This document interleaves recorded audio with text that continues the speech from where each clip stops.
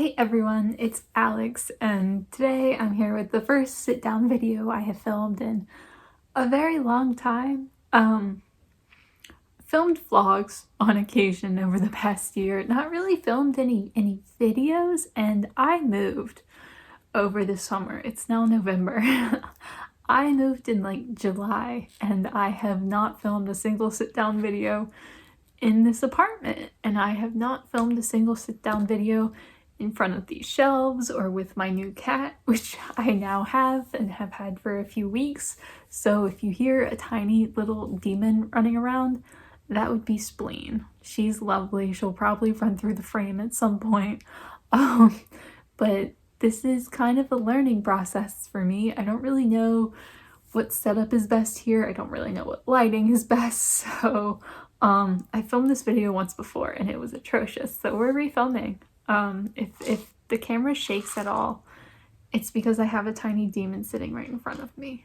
But today I am here with an unhaul because I figured that was a nice easy video that if I do wind up having to refilm it again, not difficult. Not a whole lot of effort. So I have a nice stack of books here.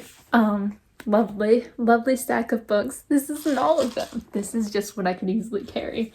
There's an equally second large stack. I'm gonna go through all of them. That was just what made it into the video. I'm going through these at random. I don't remember like half of them because it's been a long time and I'm not checking my Goodreads or anything. Honey, lots of thrillers in this haul just because I tend to read thrillers and then kind of be done with them. There aren't a whole lot of thrillers that I like to keep, and I dislike a fair number of thrillers. So the first thriller we've got is Still Missing by Chevy Stevens. I gave this 1 star. I read another one of her books called like The Girls or something. I don't remember.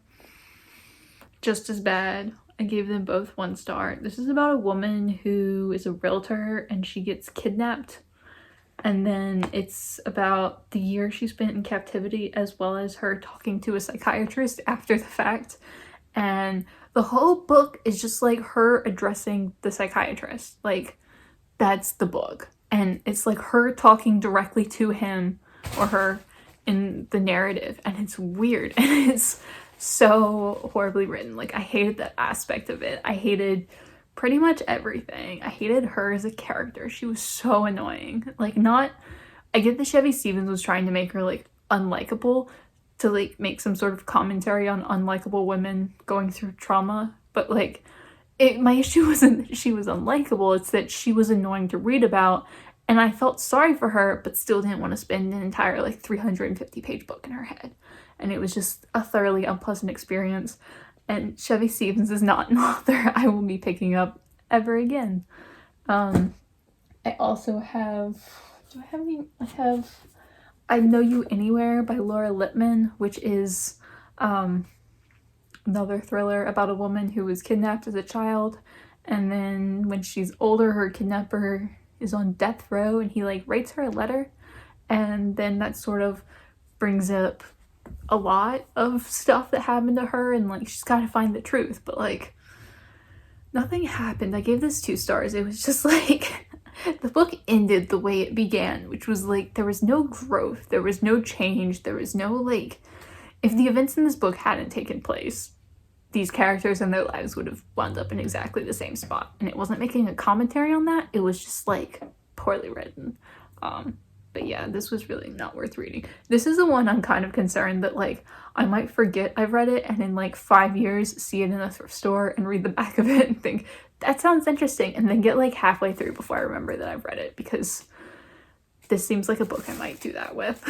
And then this is not a thriller. This is The Red Lotus by Bajalian. This is about a girl who's an ER doctor and her boyfriend goes missing when they're on like a bike trip in Vietnam, and then she kind of decides that she's gonna figure out what happened to him. So she like, I think she goes back to Vietnam. It was not good. It was boring. It was long. It was like convoluted, and I didn't like the characters. They seemed like really flat and awkward, and they didn't behave like real people. Like, and I don't mean like in regards to the trauma or anything. I mean like in day-to-day life when they're like excited to see someone. It was really awkward and weird, and like people don't act like that, and the main character self-harmed, and that was written in a really weird way, and I didn't like anything about this book. It was just boring and long, and like it didn't end fast enough. And Chris Bajalian is kind of a jerk, I guess. I posted this book on Instagram, and just like as I do, didn't at anyone. Like, I'm not trying to talk to authors. And then he commented on my thoughts on the book and was like, I'm sorry for disappointing you. And I'm like, my dude, you're way too famous for this. Move on. So, this book was 2 stars. Not great, not real interesting, but like, don't really feel like picking up his books ever again. But like, this wasn't like bad in any memorable way. It just like lacked anything good about it too. A book I actually have thoughts on, The Girls by Emma Cline. This was kind of hyped on BookTube for a minute, and I heard sort of mixed reviews. I heard some people really loved it and some people were not impressed, and I gave it 2 stars. I was really, really disappointed because it sounded so good, just like so good. And I hated her writing style. It was just like so melodramatic and over the top. I'm trying to see if I can... Okay, girls wore their best thrift store rags and carried instruments in their arms as gently as babies, the sun catching the steel of a guitar and fractaling into hot diamonds of light. It's just like all written like that. Like, she's gotta like over describe everything and make everything like really poignant and like memorable, and like it means nothing is, and her writing style just came across as like weird. And I think I included some weird quotes in my reviews that like I didn't even really understand what she was saying at a point. Like, it was just kind of unnecessary, and I was not a fan. And then the story itself was just like, it's about this girl who's like on the outside of the Manson family. Like, she's kind of a little bit young for them, but she hangs around them and thinks they're super cool, and she's not involved in the murders. And the whole book is kind of leading up to her not being involved in the murders. And that's not a spoiler because she tells you that like right away and continuously reiterates it just in case you forget. But it was just like, I don't know, like there was really no point to it. It felt like the murders were kind of like the crux of the story. Like, that's what everything was building towards. But you already knew she wasn't involved, and then kind of nothing else happened, which was weird. And I just hated her writing style, and I don't know. This book was just so disappointing because I had such high expectations and wanted to love it, and then I just didn't. And then I have The Prize Girl by Amy K. Green, which I remember literally nothing about. This is a thriller about a girl whose younger sister was murdered, and I gave it 3 stars, and I can tell you not a single goddamn thing about it. Like, literally, I read this in January, so like 11 months ago, which is a decently long time. But A, I haven't read that many books this year just because I've not been as active in doing any of my hobbies. And B, I can tell you a great deal of things about My Dark Vanessa, which I read last October. And I can still like discuss that book in depth and how good it was. This left no impression on me. I can't tell you anything about it. I don't remember anything that happened. I remember the older sister was like investigating her younger sister's murder, and she was like, I don't know, not a good person. There was like a fan that the younger sister had like tried to run away with or something, and they thought he kidnapped her. I don't know. Like, most of what I can tell you comes from the flap that I skimmed before filming this video, and I just, not helpful, but also I feel like it's kind of telling how little I remember this book. And then I come to 3 thrillers that look exactly the same. Like, literally, they look exactly the same. What even is this? Like, do you really just need to have like one cover artist for like everyone? This is ridiculous. Like, I just don't understand why they look literally exactly the same. One Lisa Scottoline book, Killer Smile, I gave this 1 star. This is so boring.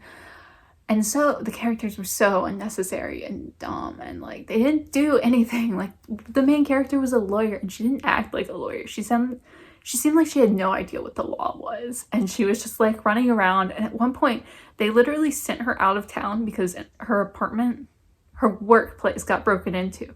So they're like, oh, it's kind of dangerous here for you. Let's send you out of town. So she flew across the country.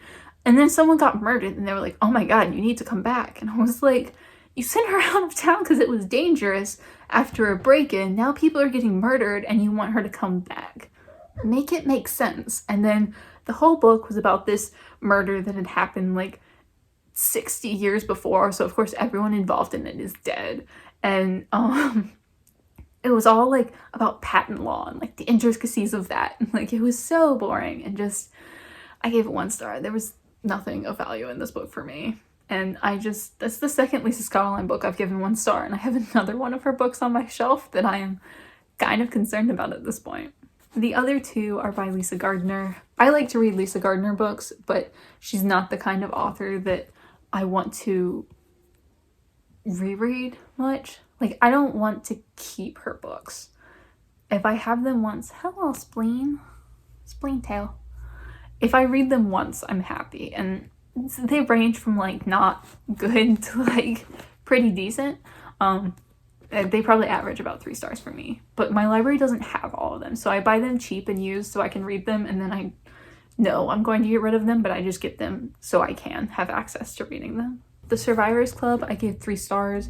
My main issue with this book was just it was kind of overblown. There were too many characters, too much going on, too much plot. Like, this could have been a much shorter book. It could have been condensed and been a better story for it. I don't know, it was fine. Like, it was a fine book, but there wasn't really anything great about it, and I feel like she's written better.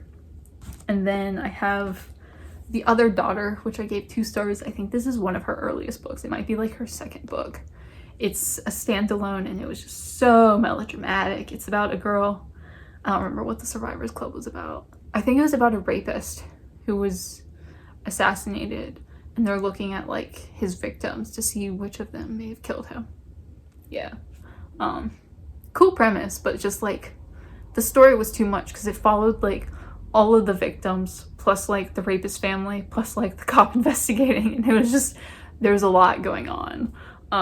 This was about a girl who was adopted by a family whose first child, well, this family had a son and a daughter, and their daughter was killed by a serial killer, and then they wind up adopting this girl, and it's about her as an adult as she's trying to figure out like her past and like things about the daughter who was murdered and etc, etc. It was just very melodramatic, and it kind of fell on the end of like romantic suspense more than straight thriller, just because there was a pretty big there's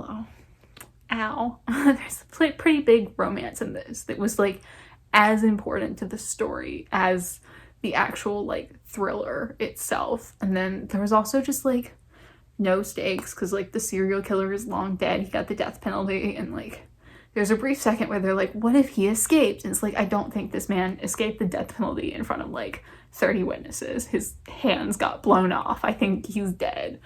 But it was just, I don't know, not very good. And I didn't like her writing style in it. So I don't know. I still have to read her first book, which I have on my shelf, and this does not leave me very high expectations for that. But I do want to make it through like all of her stuff, and it wasn't terrible. It was just like probably like one of my least favorite of her books. A memoir, A Wolf at the Table by Augusten Burroughs. He writes many memoirs. Well, many. He's written several. I think that's what he's like known for. I've never read him before. I just picked this book up, and it was about his abusive father. His father was like horribly violent towards his mother, and at a point his mother like took him away and left the father. And this book it felt more like it was written because he had an abusive father, and that's something you can write a book about, rather than him actually caring about the father at all. Because he seemed kind of disinterested in his father, if I'm being honest. Like, the book was like technically about him, but it didn't really seem like there was any purpose to it. Like, he just kind of seemed like over it. Like, my father's a crappy person, I don't want anything to do with him, end of discussion. And this book just kind of exists because he can write a book about it. And I didn't like his writing style, and I didn't super get along with his personality or the persona he gave himself. Just not the book for me. I don't think it was necessarily like a horrible book. I gave it 2 stars, but it was very much just like not my kind of thing, and there wasn't anything for me in it.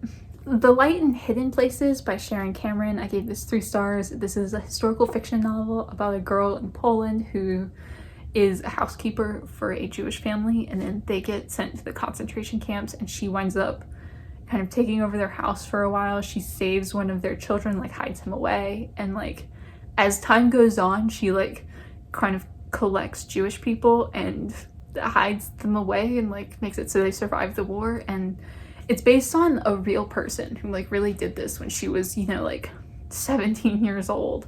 And it's really, there's a whole chapter in the back where it just discusses like the real person and like the differences in what she did and like what she said. And she seemed like really interesting, and that was my favorite part of the book, was just learning about her. I think this was a really good book. It just wasn't the book for me. The main character is 17, so I kind of thought it was going to be geared more towards like older teenagers. Like YA has like the range, you know, of like older YA, younger YA, and I tend to go for like YA that's geared towards like 16, 17, 18-year-olds, and I really like those. And then I like middle grade, which is like 10 to 12. But this was kind of in the range of like maybe 13 to 15-year-olds, of like, it was a little younger than the main character was. And I feel like I would have loved this book had I read it at like 14. Like this probably would have been a book that I adored. And I don't know, it was a little bit on the young side for me. And I don't think I super love when the audience for books is much younger than the main character. I like when it's sort of like geared towards like the same age, because it does kind of feel like it's changing the main character's experience and the way and their perspective when you're like aging it up or down, if that makes sense. But I feel like this is a good book for someone, so I am kind of pleased to be like, I take all my books to little free libraries, so I'm kind of pleased to be like taking this book back out into the world and like giving someone else an opportunity to love it, you know. This is also an ARC I got from work. So was the Red Lotus, my old job. When I worked at a bookstore, I got ARCs from them sometimes, and I've been reading them and honestly mostly unhauling them. Not many of them are very good. This was good, just like not for me. The Lucky One by Laurie Rader-Day, also an ARC from my old job. As a child, this girl was kidnapped, and then her policeman father tracked her down and rescued her, and oh no, she volunteers for like an online group called the Doe Pages, where like they look for like missing persons and try to solve them. And I have nothing to say about this book. I think I gave it 3 stars. It was just so boring and so like pointless and unnecessary, and nothing interesting happened. And after I finished this book and wrote my review, I checked out the author, and apparently I'd read another one of her books that I also don't remember, except the main character was a handwriting analysis in a way that made absolutely no sense whatsoever. Just like the most like stereotypical like thriller dramatized way. And yeah, I'm worried I'm gonna pick up another one of her books sometime just because I've forgotten, and they're just like nothing to me. Like they're not bad. I think I give both of them 3 stars. They're just like, they leave absolutely no impression on me. Like I can't tell you anything about this book except it was just like boring and melodrama, and I didn't like the main character, and yeah, so not hugely fond of that, and maybe someone else will like it. And then we get to the absolute trash that I have to talk about. This book is the worst thing I've ever read in my life. Scoot Over Skinny. It's a fat nonfiction anthology. The fat nonfiction anthology by Donna, Jarrell, and Sukrungruang. This is a collection of essays that supposedly revolve around being fat. I say supposedly, because not all of them do. We'll start with the positive. There were some essays in here that were really good. Pam Houston had one. What was Pam Houston's called? Out of Habit, I Start Apologizing. It was like vignettes, and it was really good, and just like, I loved it. Like that essay was really, really good. And there were a few in here that were like, that was the one that was the standout. That was such a good essay, and I loved it. And then there were a few that were like fun. And then there were 2 that just had no place in this book. Honestly, 2 of the authors who were listed under here, David Sedaris and Anne Lamott, who are both thin. So like they were clearly only in this for name recognition. David Sedaris's was just like such an unnecessary essay. I think it was about like his dad calling his sister fat. Anne Lamott's essay was actually really good. It was about her eating disorder. It just like didn't seem like it fit in this book at all. Like it had nothing to do with being fat or anything. It was just her eating disorder. So those were just kind of unnecessary. And then you get to the bad ones. And when I say bad, I mean literally the most vile things that I have ever read. There was an essay in this book about a therapist who had a fat patient and just constantly talked about how disgusted he was by her and how he didn't even want to shake her hand because it was too gross. And like, she was talking about her problems, and in his head he was just like, it's because you're so fat. And like, he was her therapist, and this went on for months. And that was not the worst essay in this book. The worst essay in this book was, who's it by? Laurie Gottlieb. She's actually listed on the cover. So like, most of the people listed on the cover, not great individuals, except Pam Houston. Her essay was great. I highly recommend looking up Pam Houston's Out of Habit, I Start Apologizing, and honestly, anything else by her, because I feel like because her essay got stuck in this hot trash of a book, that we should all support her. Laurie Gottlieb wrote an essay about this fat dude she was dating, and it was a really long essay. It was like 40 or 50 pages long or something, so like a good portion of this not very long book. And it was just like, she was just constantly berating him the whole time and talking about how embarrassed she was to date him. And after like months and months of like treating him horribly, she eventually dumped him because he was fat. Like, he was losing weight for a while, and then at one point he stopped losing weight and started gaining weight, and she was like getting all upset with him over that. And he was like, well, I just want to know that you love me for who I am regardless of what I weigh. And she literally said she didn't, and that was an unreasonable request. Like, in the essay she said that. I really don't have words. Like, I really can't describe how awful that essay was, because I don't want to like repeat some of the things she said that were just like atrociously horrible. But it was just 40 pages of her just like treating this guy horribly and being embarrassed to like be in public with him, and like just constantly like talking down to him and talking down about his body, like both to his face and also in the narration of the essay itself. And then at the end, after they broke up, some of her friends were like, wow, like that was a really horrible thing for you to do. And she was literally like, no, don't be hypocrites. No one would do that. Like, don't lie to yourself. I was like, no, honey, you're the horrible person here. Like, what even? Like, I was just like so vile. Like, the way I'm describing it makes it sound way better than it was. It was like disgusting, like genuinely. And I'm not gonna be donating this book. I'm torn on what to do with this book. I am either going to rip out the two really bad essays about the therapist and the one by Laurie Gottlieb. Don't recommend ever supporting her. She's written other books. She either like does therapy stuff or self-help stuff, and like horrible individual, horrible human being. Hope that dude is making millions and living his best life, honestly. But I'm either going to rip out those two essays and then put this in a little free library, or just throw this whole book in the trash. Like, I feel bad doing that because there are some good essays in here. I don't want to put those essays back into the world, like genuinely. Like, I'm not putting that Laurie Gottlieb essay back into the world.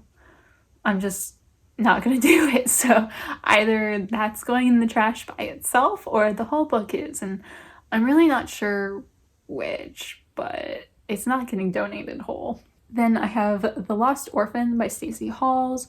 This is a historical fiction set in the 1750s about a woman who gives up her daughter, her infant daughter, to a foundling hospital, and then 6 years later comes back in to adopt her, and someone else has already claimed her, claiming to be the mother, her. This was fine. It was mostly really short. This is also titled under the foundling. I think this is an ARC, an uncorrected proof, so I think she changed the title before it was officially published under the foundling. But this, I gave it 3 stars. It was fine. It was just like way too short for what it was trying to do, and it lost a lot of nuance and depth and discussion by doing that.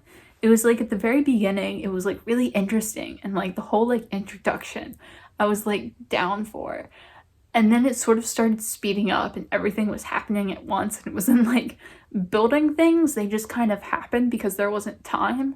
And I did like her writing, and I like the characters to a degree, and I feel like this could have been a really good book, you know? It was just too short, and she didn't take enough time to handle anything.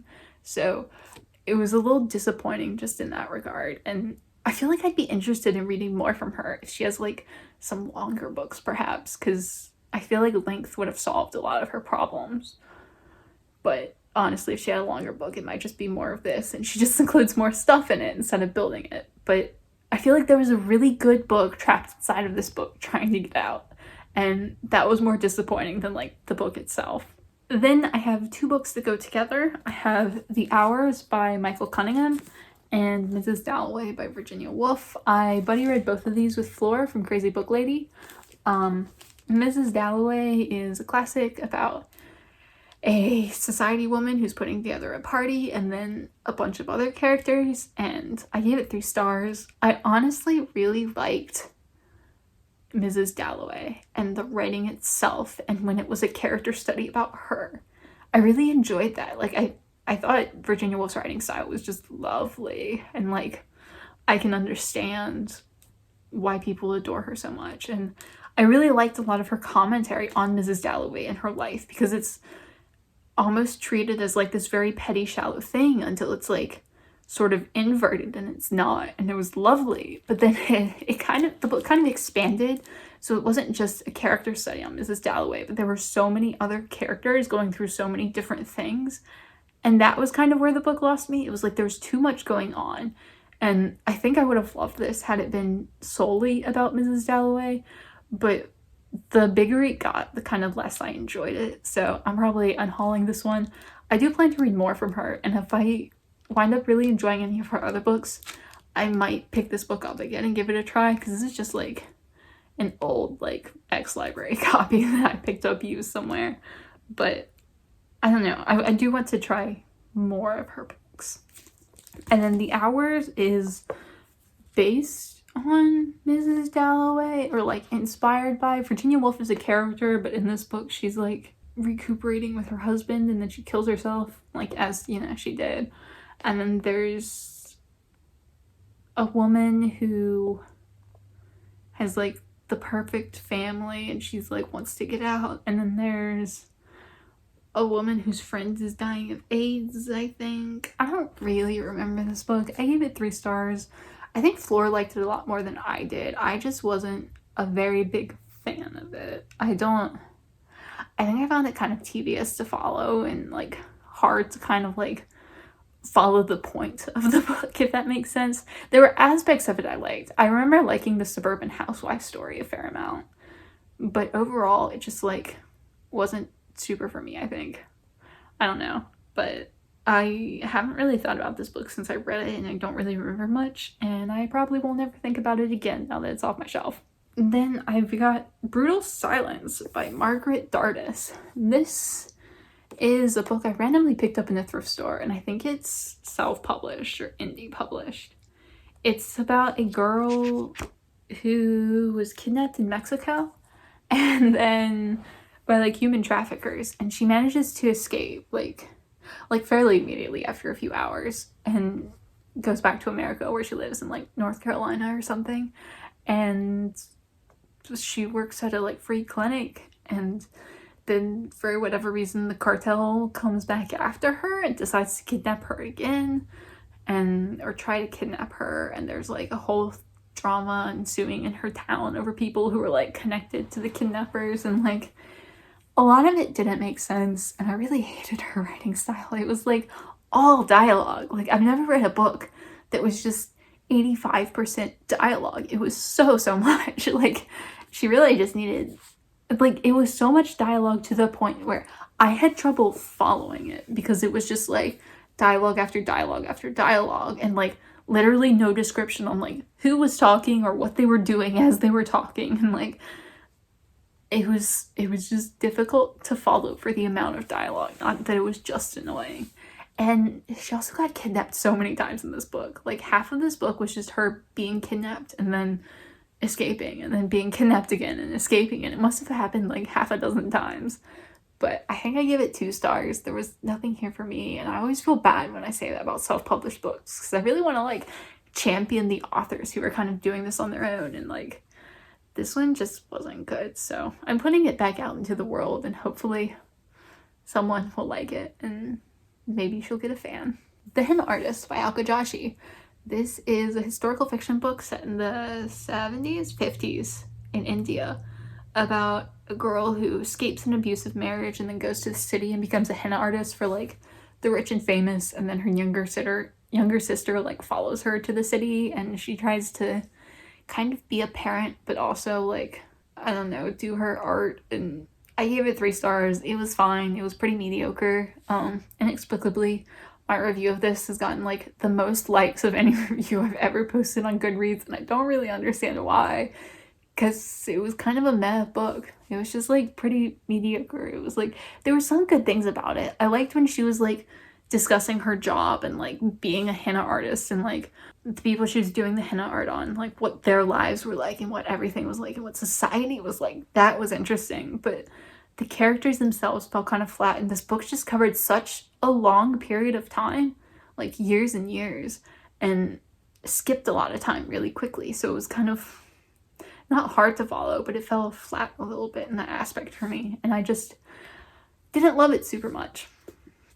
And then finally, the last book that I have to talk about that I'm getting rid of is True Colors by Kristin Henna. She apparently is a very hit or miss author. I loved one of her books and I really disliked 2. This is my least favorite of the ones I read. I gave this 2 stars, and this just felt like 3 different books crammed into one. There was at first this whole saga of, oh no, we need to save the farm. And there was this entire plot about how they need to save the farm. And then that sort of stopped. And then there was a second plot. And I mean, this is chronological. They weren't happening at the same time. They weren't intertwined. They had to save the farm. Stop. And then there was this big romance novel in it. Like, and I mean straight, like there was an entire like 150, 200 pages that was straight romance novel. And then that stopped. And then there was like this legal drama at the end. And it didn't make sense. It was so weird. And I don't know. That was like the biggest thing that I remember about this book. But there was just nothing really pleasant about it. I didn't love this book. I still hold out hope that I will love Kristin Henna someday, because one of her books that I read Winter Garden, and that was so good. And I just keep hoping that I'm gonna find more of her books that I love, but this one was not it. I don't really understand why anyone would like this. It just felt so disjointed, and the characters were honestly pretty annoying, and I don't know, it was weird that it was just like so many different genres, just like one after the other, and there was no effort to try to like make them at all cohesive. So yeah, unhauling that, and I think that is the last of it. I've been filming this video for like way too long enough that Spleen has actually fallen asleep. Such a rarity. Little Spleeniac is sleeping, so she won't be making another appearance. I don't wish to wake her, but yeah, I'll be happy to get rid of these books. They've been with me for a while. I literally had a whole stack of them before I moved in July, and then actually boxed them up and moved them to this new apartment just so I could film this video and get rid of them, which perhaps not the brightest thing I've ever done, but you know, the things we do for Booktube. Yeah, let me know if you've read any of these, if you have any thoughts on any of them or not. I don't know. As always, thank you all so much for watching, and I will see y'all again soon.